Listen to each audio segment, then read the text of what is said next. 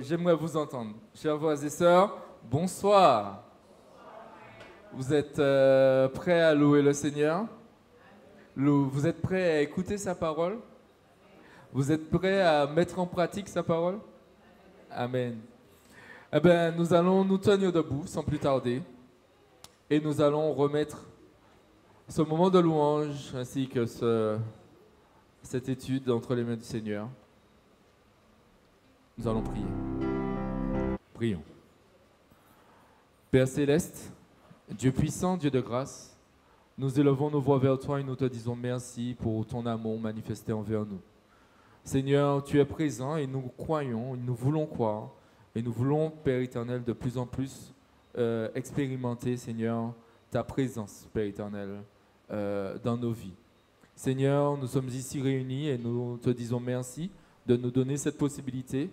Et nous te prions, Père éternel, de nous aider, de bénir ce moment afin que vraiment toute la gloire puisse te revenir. Dirige chacun d'entre nous, fortifie-nous, garde-nous, bénis aussi les retardataires, tous ceux qui se pressent pour venir, que vraiment tu leur donnes, Seigneur, cette grâce d'arriver sans danger, sans accident. Merci, Seigneur, pour tout ce que tu fais et que tu feras. Nous t'avons prié, Seigneur, au nom de Jésus, pour ta seule et unique gloire. Amen. Bien-aimés, nous allons commencer cette louange avec ce chant qui dit « Bénissez le Seigneur, vous tous serviteurs du Seigneur, qui vous tenez dans la maison de Dieu durant les heures de la nuit. » Amen.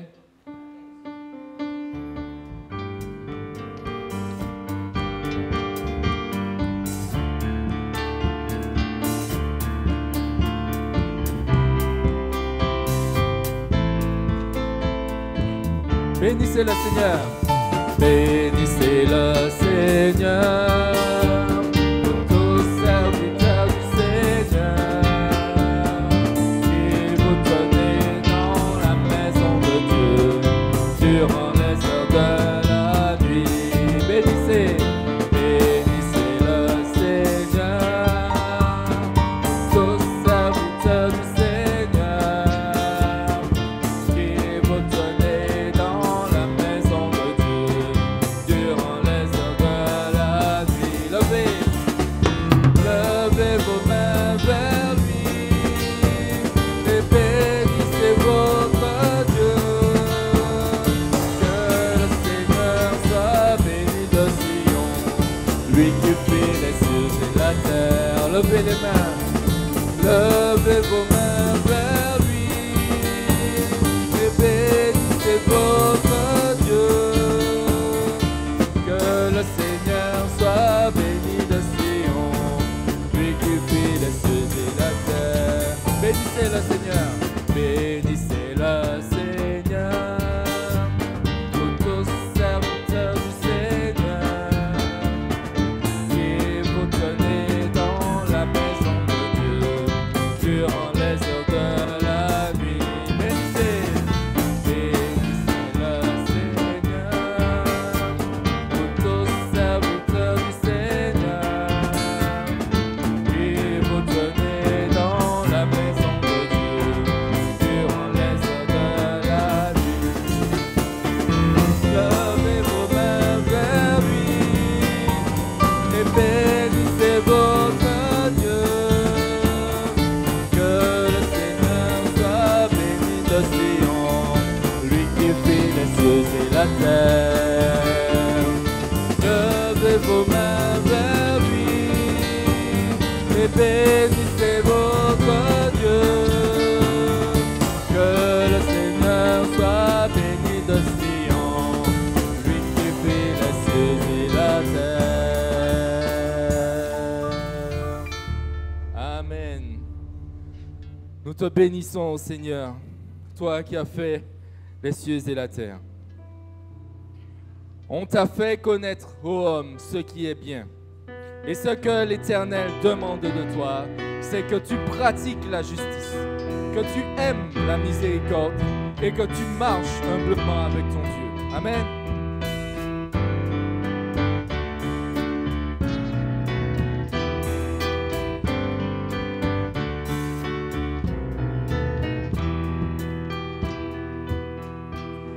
t'a fait connaître aux hommes ce qui est bien et ce que l'Éternel demande de toi.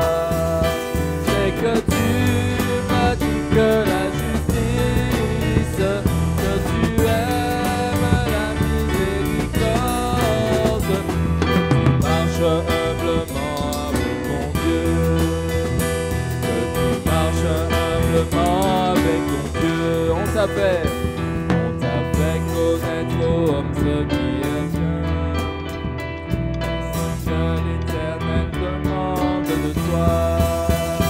C'est que tu pratiques la justice, que tu aimes la miséricorde, que tu marches humblement avec ton Dieu.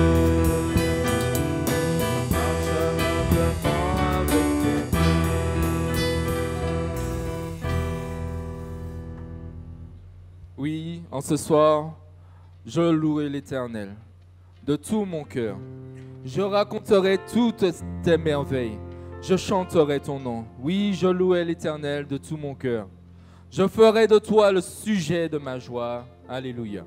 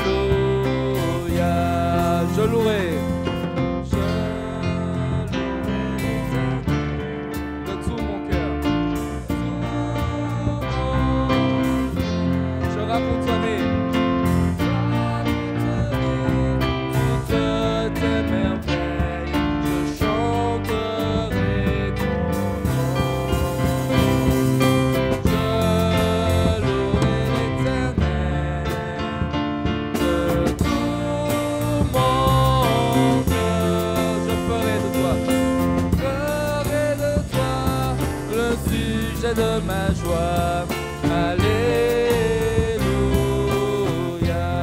alléluia, alléluia, allez, alléluia,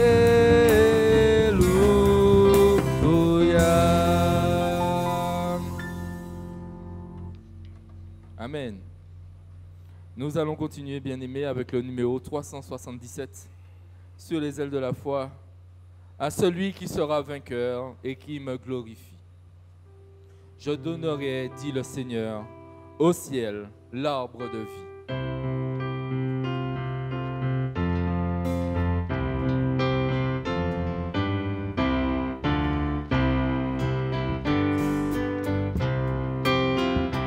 À celui qui sera vainqueur et qui me glorifie.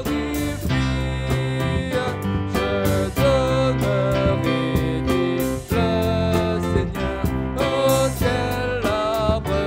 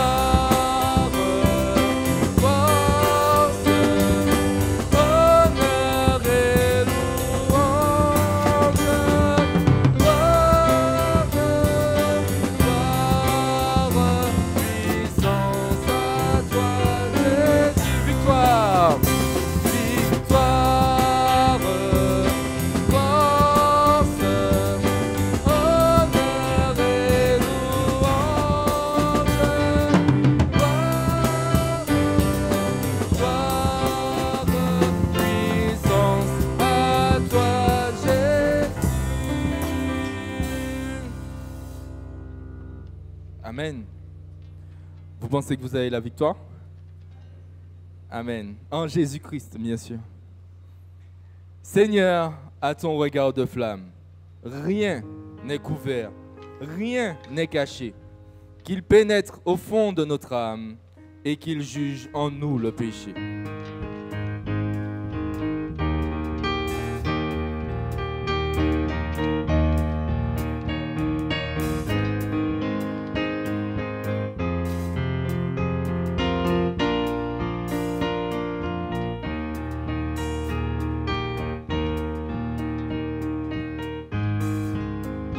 Seigneur, à ton regard de flamme, rien n'est couvert, rien n'est caché. Pénètre au fond de notre âme et qu'il juge en nous le péché, qu'il juge le péché. Sonde nos cœurs et nos pensées, souvenirs, nos œuvres présentes et passées, sonde nos plus secrets désirs, nos plus secrets désirs. Qu'à la lumière tout paraisse, pour que tout soit purifié, et quand nous ton sanctifié, vraiment sanctifié. Alors, brûlant de nouveaux ailes, Seigneur, nous pourrons t'obéir. Oh, que la vie est grande et belle pour ceux qui veulent te servir, qui veulent te servir.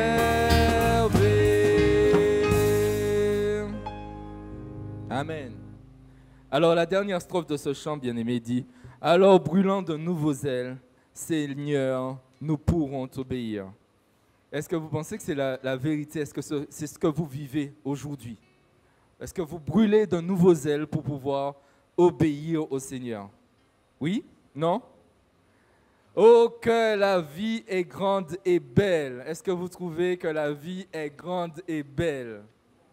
Amen. Pour ceux qui veulent te servir. Alors, pour les enfants de Dieu, la vie est toujours grande et belle, n'est-ce pas? La vie est grande et belle pour ceux qui veulent servir le Seigneur. Nous continuons, bien-aimés, c'était juste une parenthèse, avec ce dernier chant qui dit « Nous voguons vers un beau rivage ».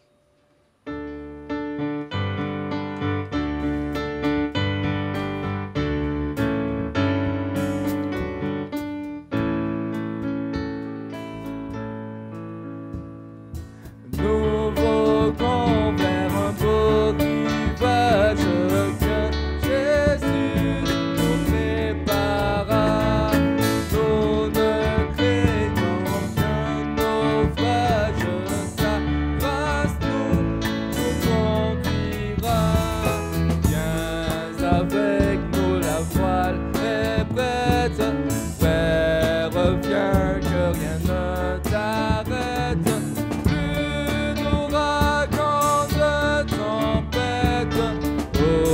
Séjour de Dieu d'amour, une ouragan de tempête, au séjour du Dieu d'amour. Pour notre céleste patrie, voici l'heure du départ. À venir, Jésus te convie. Sera trop tard. Viens, les bêtes, frère, reviens que rien ne t'arrête. Une ouragan de tempête, au séjour du Dieu d'amour. Une ouragan de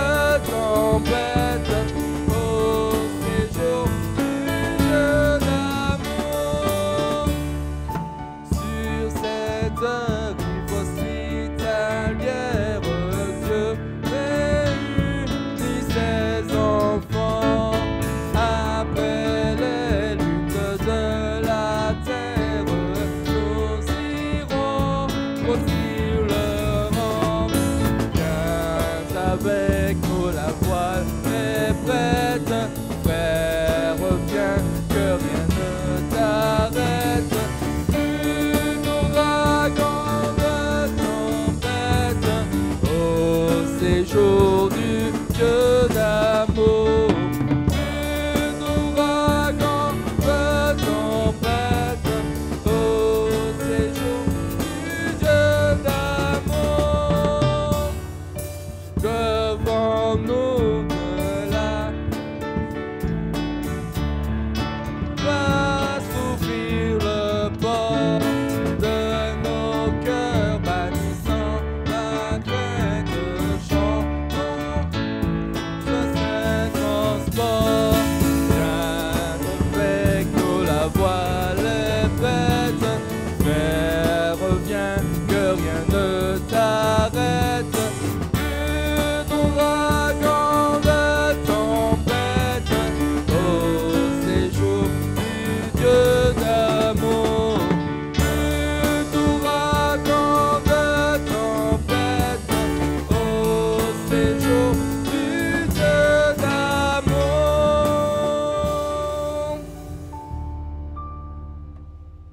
Amen. Plus d'ouragan, plus de tempête au séjour du Dieu d'amour. C'est sur ces quelques mots que je laisse la place au frère Paul d'Édouard pour la suite.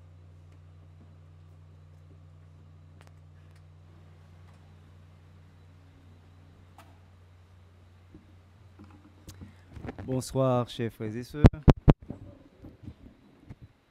Bonsoir. Voilà. OK.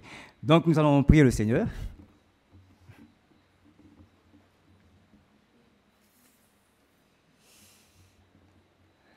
Seigneur, nous te remercions pour cette journée que tu nous as permis de passer devant ta face. Nous voici de nouveau ici ce soir. Nous te demandons encore ton assistance. Reste avec nous et guide-nous à travers ta parole, par la puissance de ton Esprit Saint. Nous voulons aussi nous confesser devant ta face. Nous n'avons pas été certainement comme tu le souhaites. Pardonne nos fautes et donne-nous ta grâce et tes compassions. Voici, nous t'avons prié, c'est dans le nom de Jésus. Amen. Merci. Asseyons-nous.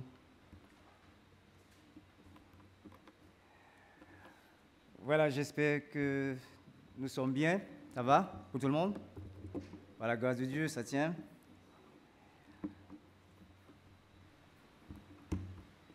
Il n'a pas fait chaud aujourd'hui? Non.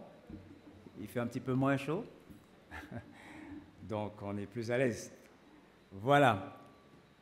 Alors, nous allons continuer avec notre étude concernant la spiritualité. La dernière fois, nous nous sommes laissés sur cette partie où nous étions en train de voir le comment adorer le Seigneur. Nous avons parlé donc de l'adoration. Nous avons dit que l'adoration, ce n'était pas seulement une question de chant, mais c'était plutôt un sacrifice. Donc, l'adorateur, c'est celui qui se sacrifie, qui sacrifie quelque chose au Seigneur. Et nous avons vu pour cela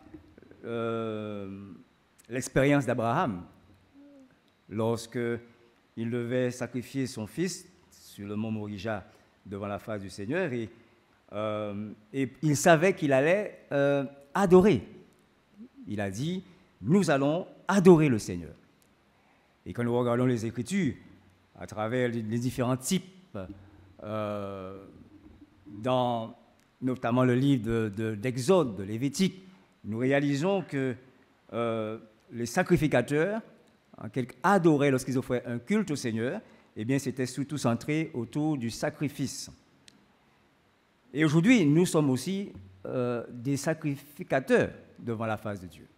Nous sacrifions. Donc, la dernière fois, nous nous sommes arrêtés alors que nous étions en train de voir les différentes natures des sacrifices qu'on pouvait offrir à Dieu. Puisque aujourd'hui, nous n'offrons plus à Dieu des animaux, des boucs, des chèvres, mais nous offrons un sacrifice de nature différente. Et la parole nous parle de différents types de sacrifices que nous pouvons offrir au Seigneur sur la Nouvelle Alliance en tant que sacrificateurs, puisque Jésus a fait de nous un royaume de sacrificateurs pour le Père. Donc c'est une réalité. Chaque croyant doit savoir qu'il est un prêtre, une prêtresse devant la face du Seigneur. Nous ne vivons pas l'Évangile en attendant uniquement de recevoir, mais nous-mêmes, nous offrons un culte à Dieu. Chaque croyant doit offrir un culte au Seigneur de manière personnelle. Il y a le culte en tant qu'Église, mais d'une manière personnelle, nous devons offrir un culte à Dieu. Nous sacrifiant au Seigneur de par sa grandeur, de par ce qu'il est et de par ce qu'il a fait pour nous. Et la parole nous dit dans le livre de 2 Corinthiens au chapitre 9 et le verset 11 que nous devrions offrir à Dieu des sacrifices d'action de grâce. Il est dit, vous serez de la sorte enrichis à tous égards pour toute espèce de libéralité qui, par notre moyen, feront offrir à Dieu des actions de grâce. Donc, le croyant est appelé à offrir à Dieu des actions de grâce. C'est-à-dire, nous devons être reconnaissants envers Dieu. Lorsque nous avons compris de là où nous sommes sortis, ce que Dieu a fait pour nous, nous devrions avoir une vie de remerciement, de reconnaissance envers Dieu pour ce qu'il a fait pour nous. Parce qu'il aurait pu nous laisser là où nous sommes. Il n'aurait pu ne rien faire. Dieu vient, il nous a donné une vie et en plus de ça, il nous sauve.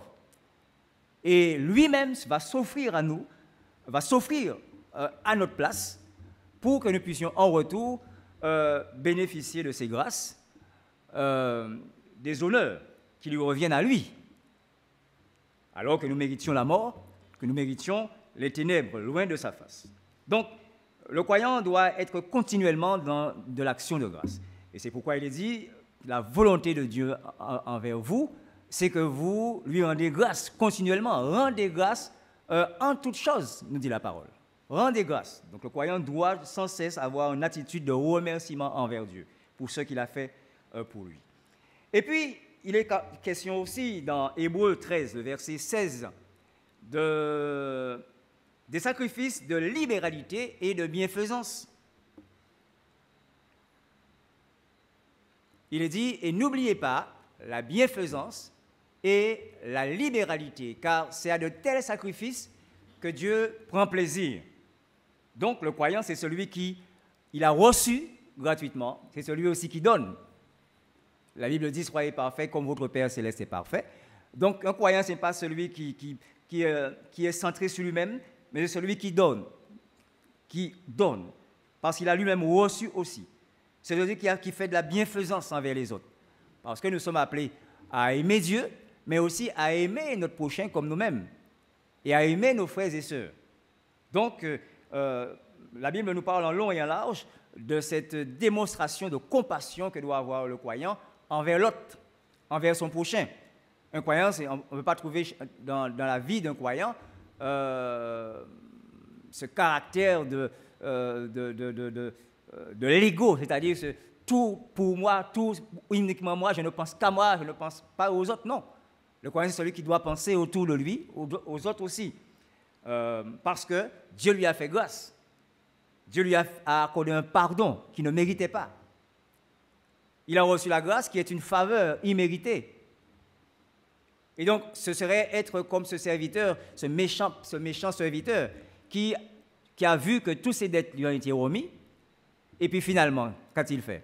Lorsqu'il a été dans une même situation face à son compagnon, il a agi tout à fait autrement.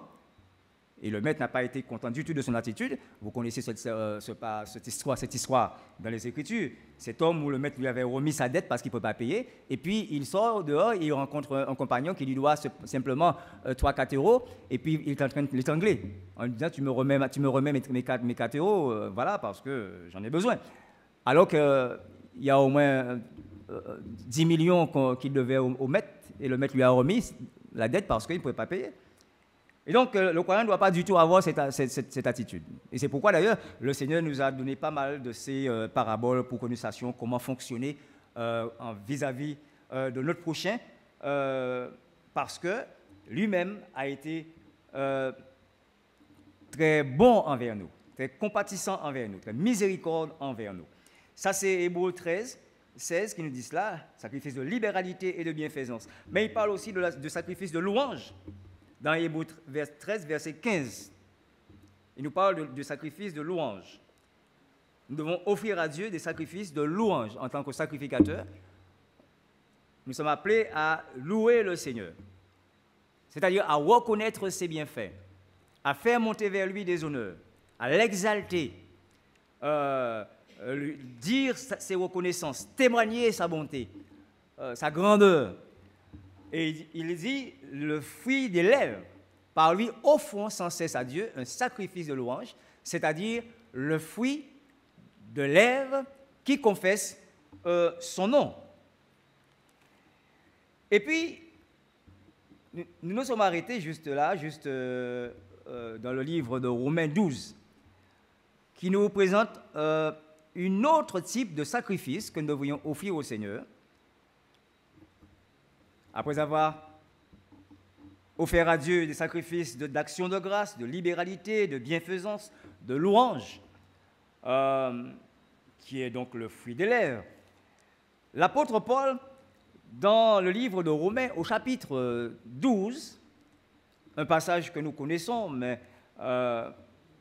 qui mérite vraiment une grande méditation dessus, parce que des fois nous lisons ce passage rapidement, d'une manière superficielle, mais le passage dit beaucoup de choses concernant notre personne devant la face de Dieu, concernant le culte que nous offrons au Seigneur, concernant la nature du culte que nous devrions offrir à Dieu. Donc, on offre, c'est vrai, des sacrifices de louange, on offre des sacrifices d'action de grâce, on offre à Dieu des sacrifices de libéralité, de bienfaisance, mais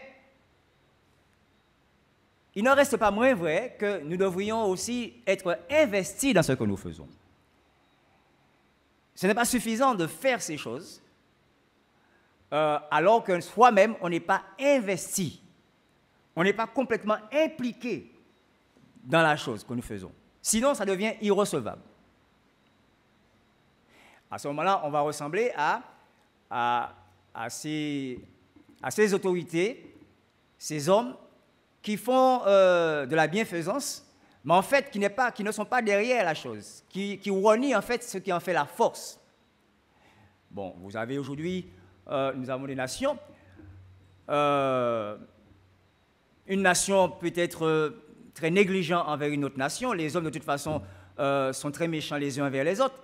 Mais s'il y a une catastrophe en quelque part, un problème en quelque part, vous allez voir, des différentes nations vont envoyer des vivres, ils vont participer au sauvetage, ils vont faire un tas de choses. Mais est-ce que cela veut dire qu'ils sont soucieux vraiment du bien-être des autres? Pas vraiment. Des fois, ces choses sont faites tout simplement politiquement. Qu'on sache qu'on a fait, nous avons participé, nous avons fait ceci, mais tout simplement c'est pour pouvoir tirer des honneurs. Mais est-ce que c'est une chose qui est faite de cœur? Est-ce que c'est parce qu'il y a de l'amour? Est-ce que c'est parce qu'on aime l'autre? Est-ce que c'est parce qu'on aime le prochain qu'on a fait cela? Souvent. Donc, il ne suffit pas de faire. Des fois, on peut faire une chose, on peut dire, voici, je prends un exemple plus près de nous, plus terre à terre. Il y a un certain nombre de services à faire ici, de la maison du Seigneur. On doit travailler, faire avancer les travaux, l'œuvre en quelque part.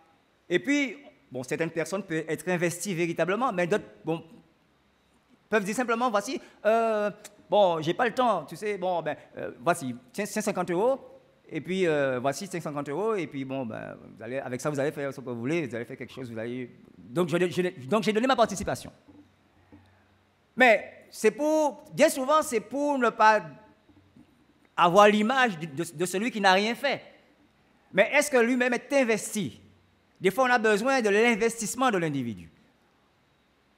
Et c'est facile de prendre 50 euros et de te donner. Et comme ça, je suis libéré. Donc, je garde ma liberté, je garde mon indépendance.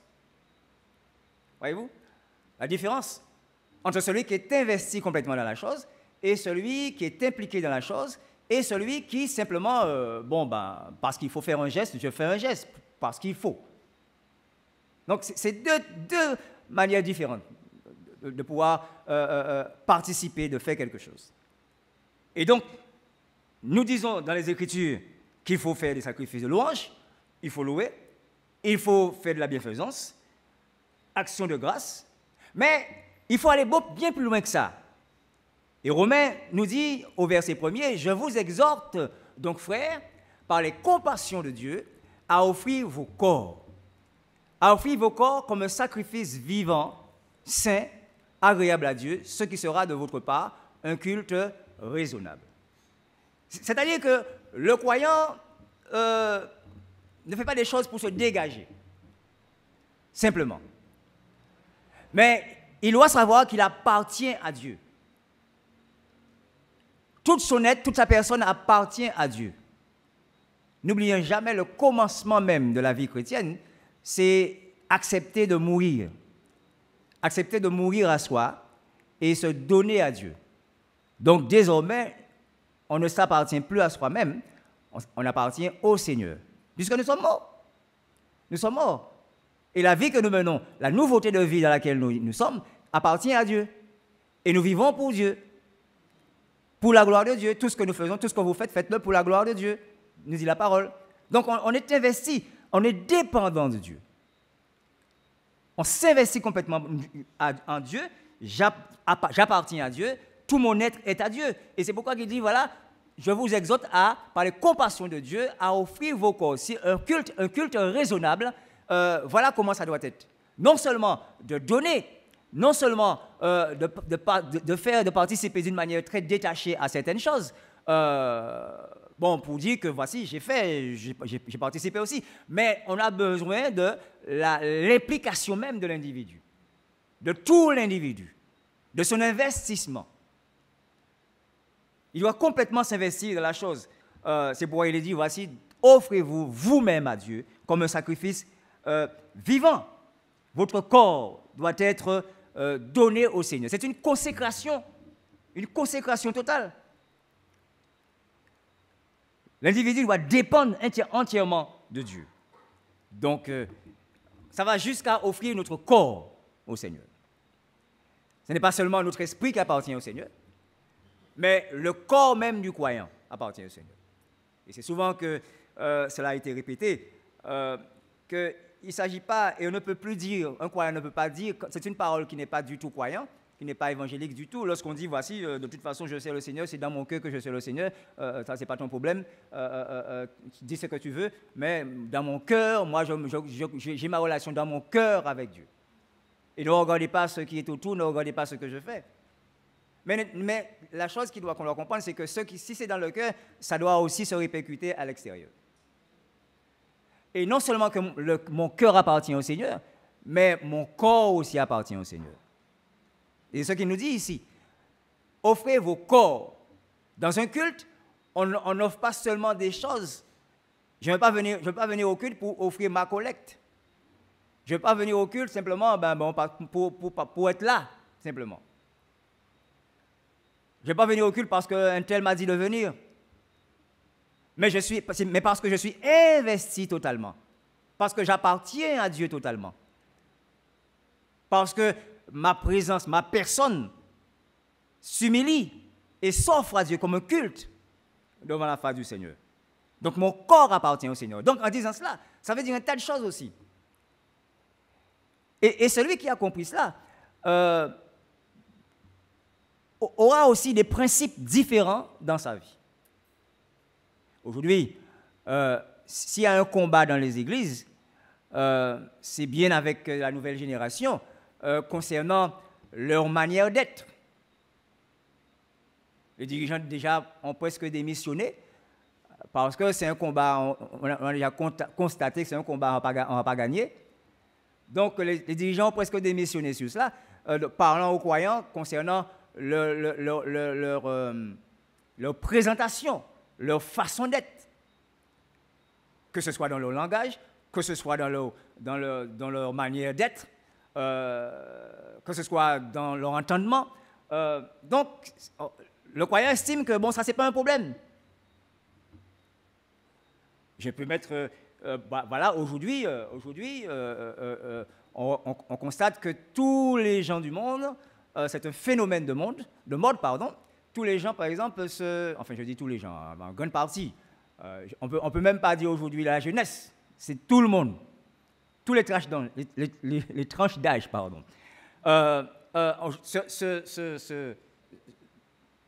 se font tatouer, par exemple. Mais les croyants aussi, comment cela? Bon, mais est-ce que cela glorifie Dieu? Alors ils peuvent dire, de toute façon, ça c'est mon corps. Ça c'est pas ce que Dieu regarde. C'est pas ce que Dieu regarde. C'est mon cœur que Dieu regarde. C'est ma relation avec Dieu qu'il faut regarder. Mais ce qu'on oublie, c'est que notre corps aussi appartient au Seigneur. Si je comprends bien le verset, il est dit, offrez-vous vous-même à Dieu, offrez vos corps. Offrez vos corps au Seigneur. Et d'ailleurs, il y a d'autres versets qui parlent du corps. Il est dit que notre corps, c'est le temple du Saint-Esprit. Et il est dit que offrez vos corps à Dieu. Donc, avant de faire quelque chose dans mon corps, sur mon corps, je pense qu'en tant que croyant, je devrais d'abord réfléchir. Ça peut paraître être un discours de l'ancien temps, un discours passé. Peut-être on peut dire, qui ça ferait raconter là? C'est un discours, c'est à fait, enfin, depuis un discours des années 59, des années 40. Mais n'empêche que c'est dans les Écritures. Offrez vos corps. Ça veut dire que mon corps appartient. Et il dit, ce qui sera de votre part un culte raisonnable. Notre corps fait partie du culte qu'on offre à Dieu. Donc, avant de faire quoi que ce soit sur mon corps, puisqu'il appartient au Seigneur, je devais d'abord me poser la question, est-ce que je glorifie Dieu en faisant cela? Est-ce que je glorifie Dieu? Donc, ce qui veut dire que notre service à Dieu, notre allégeance devant Dieu, va jusqu'à notre corps, de ce que notre présentation, de ce que nous sommes. Parce que n'oubliez pas que la parole dit que le croyant, c'est une lettre. C'est une lettre écrite. Nous sommes une lettre aux yeux du monde. C'est la lettre de Dieu, la lettre de Christ, dit l'apôtre, aux yeux du monde. Donc, on doit changer notre mentalité, la manière de concevoir les choses et arrêter de dire n'importe quoi qui n'a pas de sens. Cette affaire de toute façon, c'est pas ce qui est sur mon corps qui va me sauver, c'est pas ce qui va me sauver, c'est pas si mes cheveux sont de telle manière qui va me sauver, c'est pas. On a un tas de prétextes qu'on prend. Mais cela, ça décrit quelque chose. C'est ça que les gens ne comprennent pas. C'est que, en effet, on peut dire, c'est pas parce que si j'ai mes cheveux orange, c'est pas ça qui va me sauver ou qui ne va pas me sauver. Évidemment. C'est une question d'âme. Et c'est une question de conviction profonde. C'est une question de foi envers le Seigneur. Mais ça va dire quelque chose. Va dire où est mon intérêt. Va dire la gloire de qui je cherche. Ça parle, c'est-à-dire que ce que nous répercutons sur notre extérieur décrit ce qui est au fond. C'est un témoignage de ce qui est au fond. C'est le fruit de ce qui est au fond. C'est le fruit de ce qui me conduit. Voyez-vous? C'est le fruit qui dit où sont placés mes intérêts. Mon corps appartient au Seigneur. Donc, est-ce que je glorifie Dieu? Glorifier Dieu en toutes choses. L'homme a été créé pour la gloire de Dieu. Et aujourd'hui, Dieu a racheté l'homme Il a racheté un peuple, à nouveau pour que ce peuple puisse retrouver sa raison d'être, c'est-à-dire pour désormais revenir en Éden, pour se remettre dans la ligne de sa mission, c'est-à-dire glorifier son Créateur, adorer son Créateur, honorer son Créateur, exalter son Créateur. Nous sommes des sacrificateurs. Un sacrifice, il dit le corps, offrez vos corps comme un sacrifice vivant, donc dans mon vécu, au quotidien, dans mon vécu, dans mon quotidien, et puis saint. Donc il y a une sanctification qu'on doit garder dans son corps, et sur son corps, et avec son corps. On doit être dans une sanctification, dans tout son être intérieur, extérieur aussi. Et il dit d'ailleurs, ce que Dieu veut, c'est votre sanctification. Marchez de sanctification en sanctification. C'est-à-dire que le croyant, ce n'est pas un suiveur de ce siècle mauvais. Il ne doit pas être un suiveur de ce siècle mauvais. Je pense que ça doit avoir du sens pour nous. Pourquoi la Bible dit « N'aimez point le monde et les choses qui sont dans le monde ». Il ne doit pas être un suiveur du siècle présent. Donc, je ne sais pas si ça nous parle, si ça nous parle un peu. L'adorateur doit ressembler à celui qui l'adore. Jésus a fait de nous, dit-il, un royaume de sacrificateurs pour son Père. Savez-vous que dans l'Ancien Testament, le peuple ancien, c'est-à-dire le peuple d'Israël, c'est en quelque part un type de l'Église. C'est un type du peuple de Dieu d'aujourd'hui. Et regardons un petit peu Israël et regardons-nous aujourd'hui. En quoi sommes-nous différents? En quoi l'Église aujourd'hui est différente dans son comportement, dans son fonctionnement que le peuple d'Israël? Je discutais aujourd'hui avec mon épouse concernant le peuple de Dieu, concernant les trucs bizarres qu'on voit au milieu du peuple de Dieu. Et puis, on parle d'un tel qui va faire ça, un tel qui a fait ça, X qui a fait ça, X qui fonctionne comme ça, X qui n'est pas, qui n'est pas correct, X qui a un mauvais témoignage, X qui fait ceci, X qui fait cela. Et puis je lui disais, ben finalement, mais il n'y a pas l'autre. Nous toutes même manière. C'est nous toutes qui pas bon. Parce que moi je me vois correct dans une certaine direction. Mais il y a une autre chose dans laquelle j'ai une faiblesse, dans laquelle je ne suis pas correct du tout. Et ça, c'est pas bon. Mais comme c'est moi qui le fais, alors je l'excuse. Pour moi, je trouve toutes les manières pour dire que non, c'est pas si mauvais que cela, c'est pas si grave que cela. Et chacun a son problème, chacun a une faiblesse en quelque part. Nous tous, nous sommes mauvais, l'un ne vaut pas l'autre. Israël était un peuple mauvais, au cou raide. Et Dieu d'ailleurs l'a dit ça. Dieu a dit cela à Israël. Il a dit, vous êtes un peuple au cou raide. Et ce n'est pas parce que vous êtes plus grande que les autres nations, vous êtes la moindre des nations. Et ce n'est pas parce que vous êtes meilleur non plus que les autres nations. Mais je vous sauve. Et je vous sauve pas pour l'amour de moi, dit l'Éternel.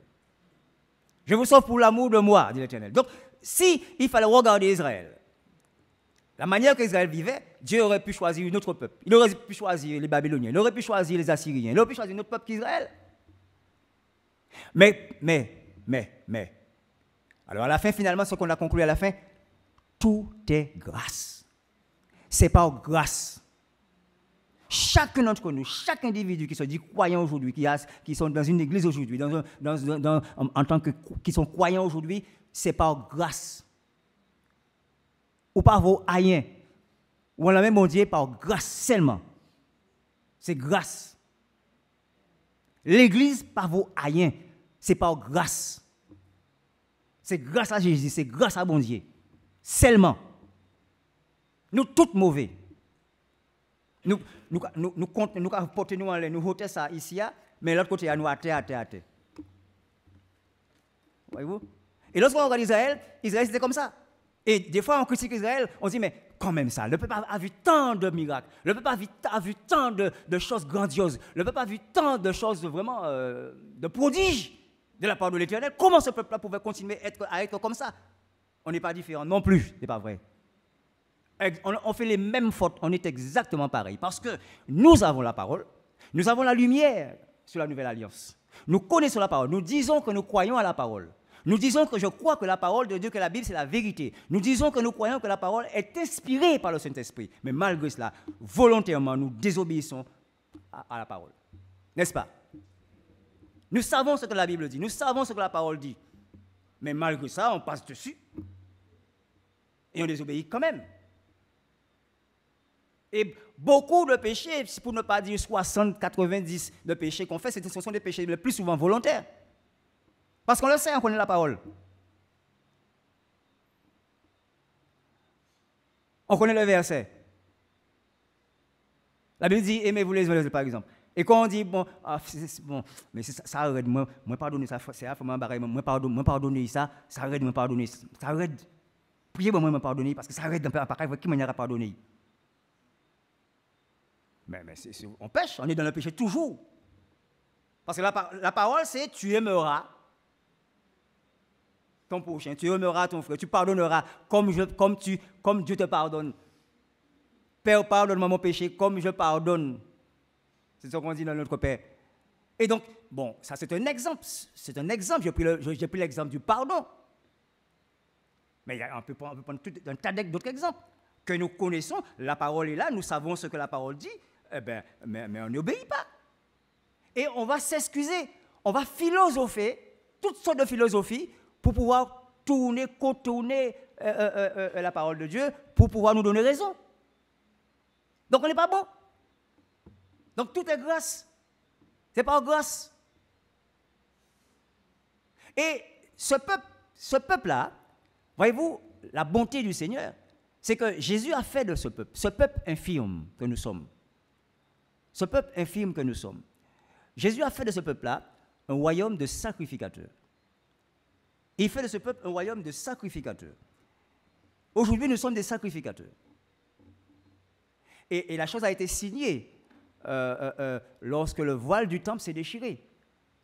C'était le signe qui montrait que désormais, Dieu enlevait cette interdiction, Dieu enlevait cet éloignement du croyant devant la face de Dieu, au lieu très saint. Donc désormais, il nous ouvrait l'accès au lieu très saint, c'est-à-dire de la présence même de Dieu, parce que la présence de Dieu résidait au milieu des chérubins, sur l'arche, de l'autre côté, très saint. Et il y avait la présence de Dieu au milieu des chérubins. Et vous savez très bien comment c'était strict. Le souverain sacrificateur même ne pouvait pas entrer tous les jours là. C'était une fois l'an, et sans avoir amené pour lui-même du sang. Et s'il avait fait le malheur, que ce soit Moïse, que ce soit Aaron, le malheur d'entrer là, sans que Dieu l'ait appelé pour entrer, c'était la mort foudroyée tout de suite. Et tout ça, c'était pour montrer comment la distance, le mur de séparation entre Dieu et l'homme. Et Jésus, en mourant, nous a ouvert cet accès. Il nous a ouvert cet accès. Et désormais, on peut parler à Dieu, et c'est une réalité que Dieu nous entend, que Dieu nous écoute. Et il a fait de nous des sacrificateurs, c'est-à-dire que nous pouvons aller devant la face de Dieu, offrir des sacrifices. Lorsque l'Église se réunit, on offre des sacrifices d'action de grâce, on offre des sacrifices de louange. Mais chaque croyant, dans sa vie au quotidien, doit offrir sa vie, son corps, son être, sa personne, comme un culte au Seigneur. Désormais. Alors, voyons un petit peu les fonctions du sacrificateur. Puisque le peuple de l'Ancien Testament est un type de l'Église, est un type de ce peuple de la Nouvelle Alliance, nous pouvons comprendre pas mal de choses, ce que Dieu nous enseigne à travers cela, en regardant un peu ce que Dieu demandait et continue à demander aujourd'hui aux sacrificateurs que nous sommes. Regardons dans le livre d'Exode au chapitre 28.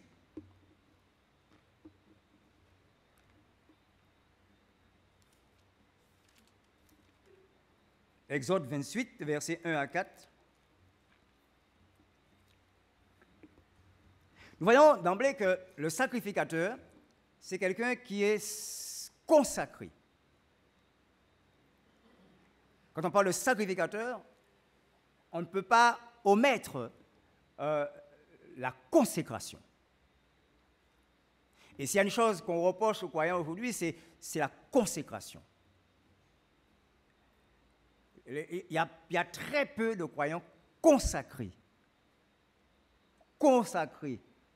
au royaume de Dieu, consacrés aux choses de Dieu, consacrés à Dieu, consacrés pour Dieu.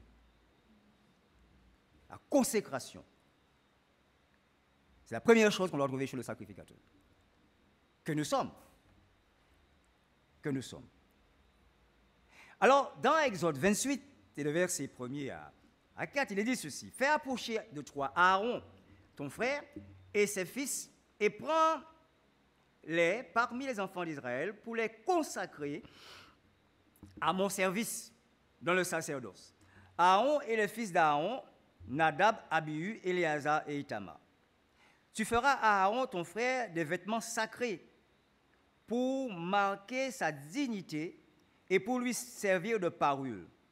Tu parleras à tous ceux qui sont habiles, à qui j'ai donné un esprit plein d'intelligence, et ils feront les vêtements d'Aaron afin qu'ils soient consacrés et qu'ils exercent mon sacerdoce. Pour servir le Seigneur, on doit être consacré. Donc on voit au préalable, il y a un dépouillement. Voyez-vous? Il y a un dépouillement. Donc pour dire que le mot dépouiller, c'est un mot chrétien, un mot évangélique. On a banni ce mot, me semble-t-il. On a vu, avec les années, on a vu que les croyants ont recommencé à se repouiller.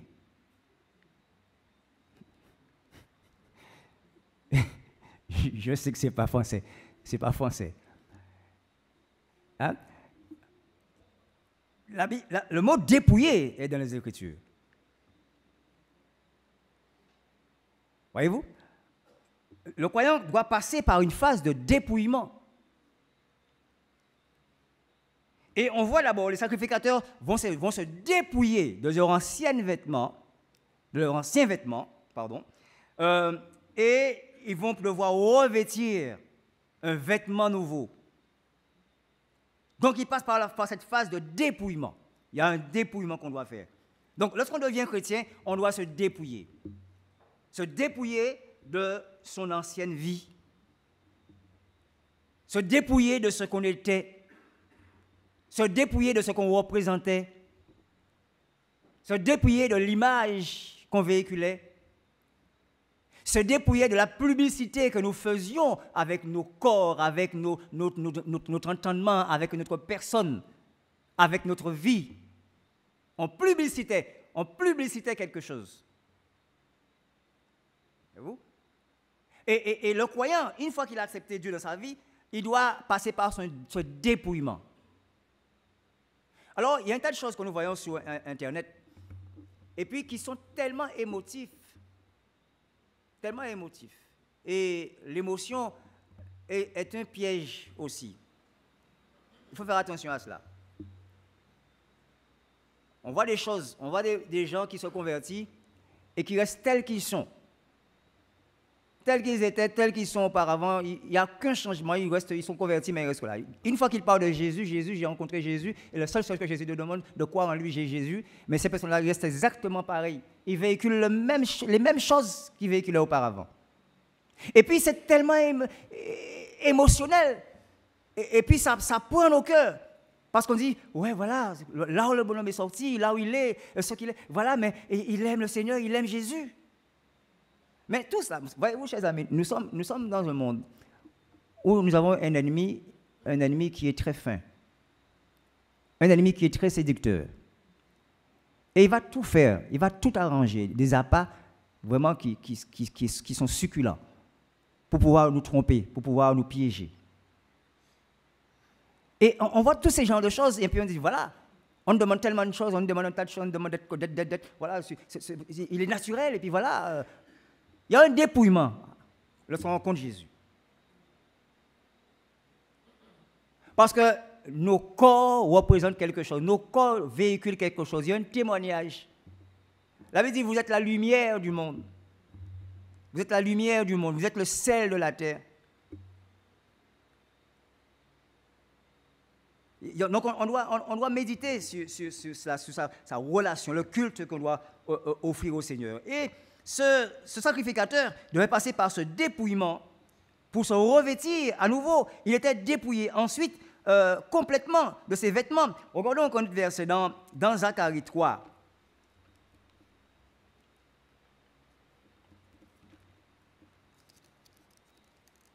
Zacharie 3, voilà, il est dit ceci. 3, 4, il est dit, « Oh, Josué portait des habits sales et se tenait debout devant l'ange. L'ange prenant la parole, dit à ceux qui étaient devant lui, « ôtez-lui les vêtements sales. » Puis il dit à Josué, « Vois, je t'enlève ton iniquité et je te revêts d'habits de fête. » Donc, nous voyons que dans les Écritures, dans le monde spirituel, il y a une question de vêtements. Il y a une question de vêtements.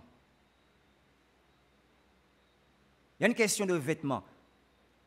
Il y a une question d'une manière qu'on était, une manière qu'on doit devenir. Il y a une question de choses qu'on avait et qu'on jette, qu'on ne prend plus, et on se revêt de choses nouvelles. Voyez-vous, à l'Évangile. Depuis la Genèse, nous voyons cela. On a parlé la dernière fois de la robe. Cette robe dont sera vêtu les croyants à la fin des temps. Dieu nous donne une robe. Donc, on voit que tout ce qui s'approche de Dieu, tout ce qui est près de Dieu, va avoir un vêtement. Dieu nous revêt. Dieu nous habille. Et je parlais de ça aussi. Voilà, je faisais une petite réflexion. Et je disais, voilà, il y a une chose qu'il faut comprendre, sur laquelle il faut réfléchir. Quand nous voulons savoir, est-ce qu'une chose est de Dieu, vient de Dieu? Regardez les parures, la manière dont les choses se présentent. Tout ce qui est diabolique et démoniaque se dénude. Les choses de Dieu, on s'habille, on se recouvre. Quand vous allez dans les cartels de drogue, c'est la luxure. On se déshabille. On enlève. Vous voyez des jeunes femmes qui se promènent tout nues.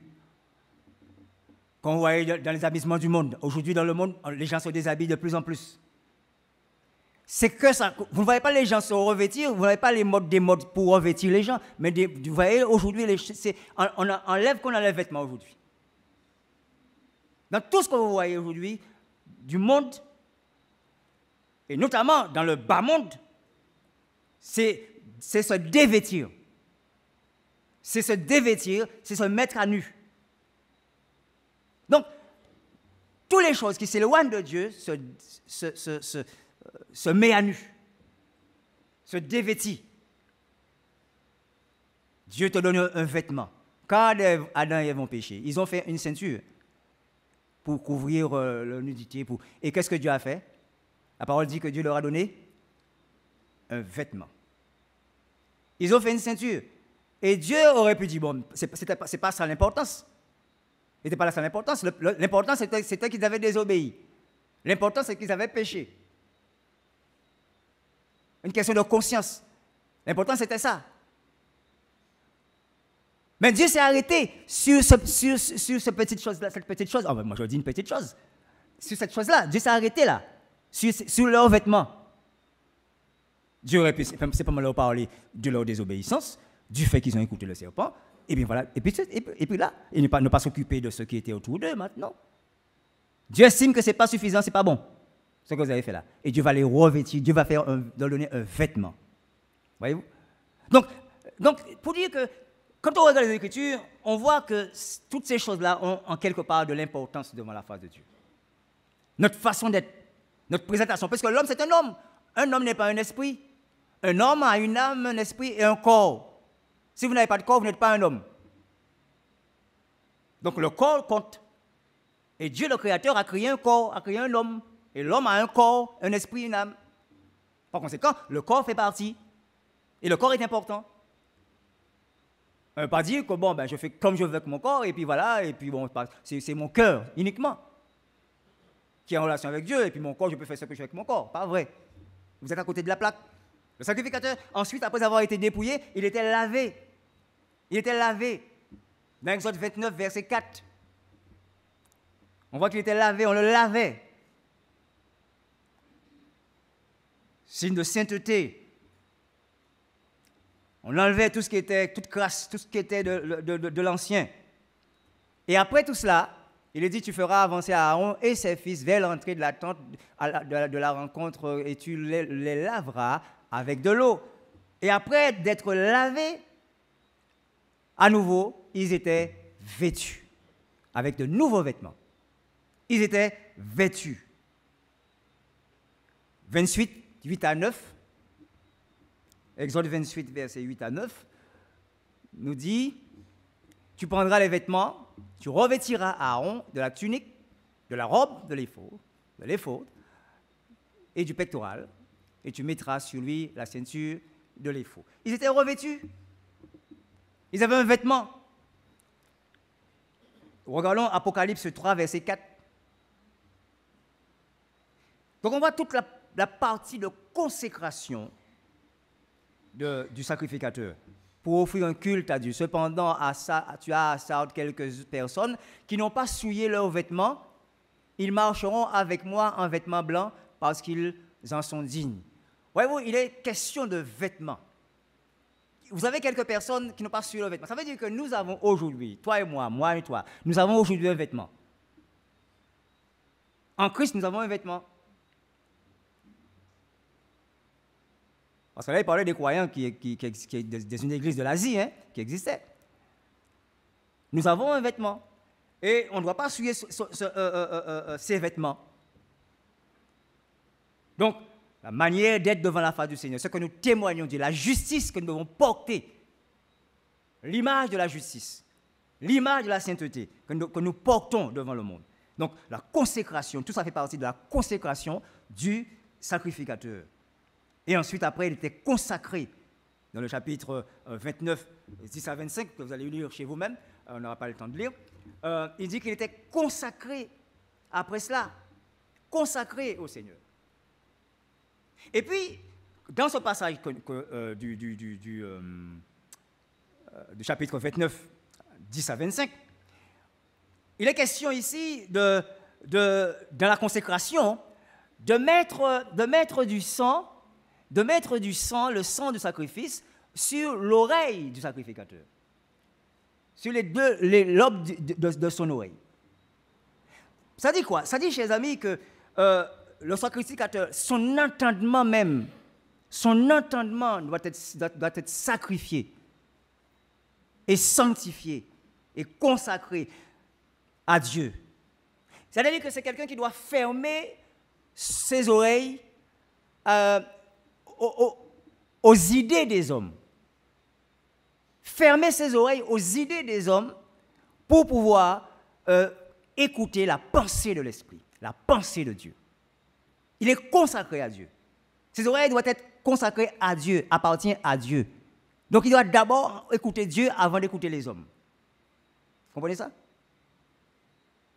C'est mettez du sang sur les lobes de ses oreilles. Vous comprenez cela? Et nous avons l'exemple dans la personne de ce souverain sacrificateur qui était Jésus. On l'a cité la dernière fois. Jésus n'écoutait pas les hommes, il écoutait son Père. Voilà un exemple de ce que cela voulait dire, la consécration de ses oreilles. Jésus n'écoutait pas les hommes, il écoutait son Père. Donc ne pas se laisser manipuler par les idées des hommes, mais avoir d'abord cherché à avoir la pensée de l'Esprit. Voilà cette consécration, tout ce qui fait partie de la consécration du sacrificateur. Donc ce sont des choses sérieuses, des choses que nous devrions comprendre pour pouvoir mener si nous voulons mener une vie chrétienne convenable devant la face de Dieu, si nous voulons être des véritables croyants agréables à Dieu, nous devons apprendre et comprendre ces choses-là et nous laisser enseigner par tout ce que Dieu nous a laissé à travers sa parole pour que nous puissions devenir meilleurs devant sa face. Nous allons nous arrêter là ce soir, puisque nous avons des témoignages. Et donc, je vais appeler donc, le pasteur Ambrosine qui viendra donc présenter le... D'accord. Donc avant tout, on va d'abord clôturer la réunion, prier, et ensuite on passera donc au témoignage.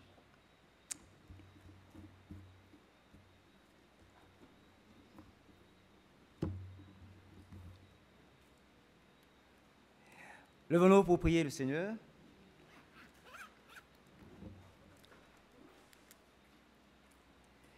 Seigneur, nous voulons te remercier infiniment pour ta bonté envers nous et ta grâce. Pardon parce que nous sommes si faibles, nous sommes si minables en tant qu'hommes pécheurs, mais nous nous humilions devant ta face et nous offrons notre vie à toi pour que tu puisses continuer en nous le travail que tu as commencé, la transformation que tu as commencé dans nos vies, afin que réellement le mot nouvelle créature puisse avoir un sens dans notre quotidien, dans notre vie. Reste avec nous et renvoie nos pères avec ta bénédiction. Nous t'avons prié dans le nom de Jésus. Amen. Merci, asseyons-nous. Nous allons devoir quelques témoignages maintenant.